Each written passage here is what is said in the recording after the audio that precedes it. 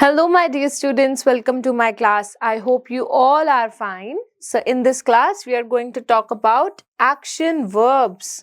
आज हम सीखेंगे action verbs के बारे में. So, सबसे पहले, we have to learn the definition. A verb is a word that usually tells about an action, occurrence, or a state and is the main part of the sentence. They are also called as action or doing verbs. ठीक है? So अब हम यहाँ पर ध्यान से देखेंगे. अमन is swimming. अमन क्या कर रहा है? अमन swimming कर रहा है means अमन तैर रहा है ना? प्रिया is writing. प्रिया क्या कर रही है? प्रिया लिख रही है. अरुण is crying और अरुण जो है वो रो रहा है ना? सो यहाँ पर आप ध्यान दे सकते हैं कि हर एक सेंटेंस में कोई ना कोई एक्टिविटी हो रही है. सो इन वर्ड्स को जो एक पर्टिकुलर एक्टिविटी दिखाते हैं किसी भी नाउन या प्रोनाउन की, उसको हम बोलेंगे एक्शन वर्ड्स. ठीक है? Okay. All the coloured words in the above sentences are verbs, है ना? जितने भी कलर्ड वर्ड आप देखेंगे वो सारे क्या हैं? वर्ब्स हैं. Alright, let's read about some more action verbs with examples. Here you can see she is dancing. यहाँ पर जो pronoun है, pronoun का action क्या है? Dancing. He is crawling. Crawling मतलब घुटनों पर चलना, तो वो घुटनों पर बेबी चल रहा है. He is playing. He is teaching. She is running. He is singing. तो यहाँ पर आप क्लियरली देख सकते हो स्लाइड पर कि बहुत सारे मेरे पास एक्शन वर्ड्स हैं और इन सब में कोई ना कोई एक्शन हमें होता हुआ दिख रहा है. She is drinking. They are fighting. He is jumping. He is eating. She is sleeping. They are flying. है ना? सो फ्लाई करना, सोना, पानी पीना, हंसना, गाना, रोना, ये जितने भी वर्ड्स होते हैं इन्हें हम बोलेंगे action verbs. Alright, now let's do this question. Choose the right word from the brackets and underline it. आपको क्या करना है? आपने पहले सेंटेंस रीड करना है, then you need to find out the right word and then you have to underline it. Ship dash across the ocean. जो ship है वो ओशन के अक्रॉस तैरती है. सो हमें पता है यहाँ पर स्विम जो होता है वो जब बॉडी मूवमेंट होती है ना, दैट कॉल स्विम. जब कोई ह्यूमन बीइंग या कोई लिविंग पर्सन तैरता है, स्विम करता है, उसको हम बोलेंगे स्विमिंग करना, नॉर्मली तैरना. लेकिन जो सेल्स होता है वो शिप जो है वो सेल करती है. ठीक है? एक जगह से दूसरी जगह जाती है, मूव करती है. लेकिन जो फ्लोट होता है ना, फ्लोट मतलब सिर्फ पानी के ऊपर रहना, उसको फ्लोट करना कहेंगे. ठीक है? मूव करना नहीं कहेंगे, सिर्फ पानी के ऊपर रहना, उसको बोलते हैं फ्लोट करना. जब कोई लिविंग बीइंग पानी में मूव कर रहा होता है या इधर से उधर जा रहा होता है, उसको कहते हैं स्विम करना. लेकिन जब शिप जहाज एक जगह से दूसरी जगह जाता है तो उसको कहते हैं सेल करना. So the right answer would be sail. Ship sails across the oceans. Now, rivers, we are doing the second one. Rivers dash into the sea.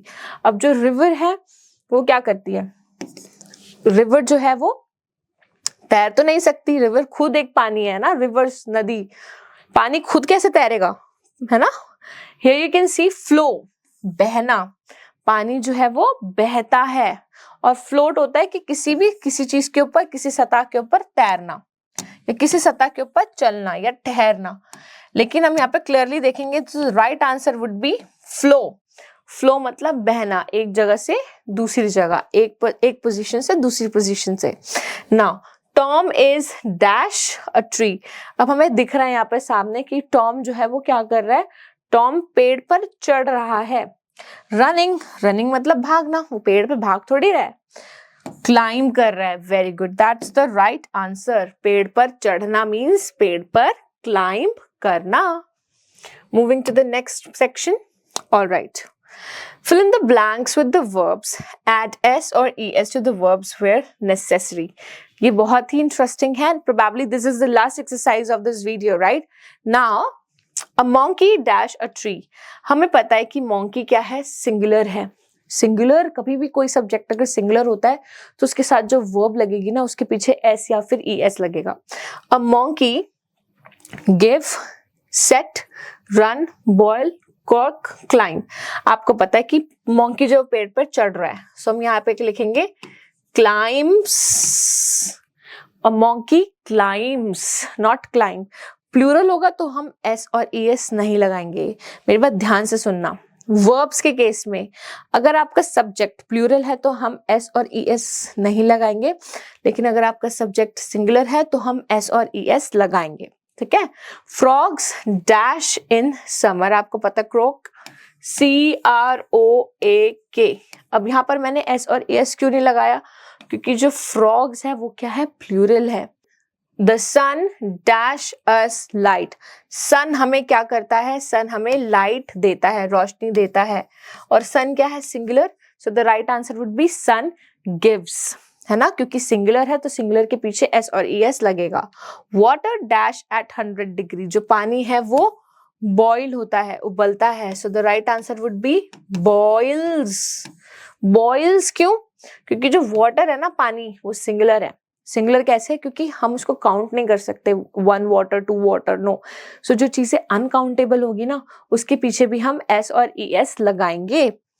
The sun dash in the west, जो sun है वो कहाँ set होता है, waste में set होता है, so the right answer would be the sun sets. Hares dash fast, आपको पता है रन, तो हेयर्स, यहाँ पर तो हेयर्स है ना, खरगोश, लेकिन हेयर्स एस लग रहा है पीछे, तो दैट इज प्लूरल।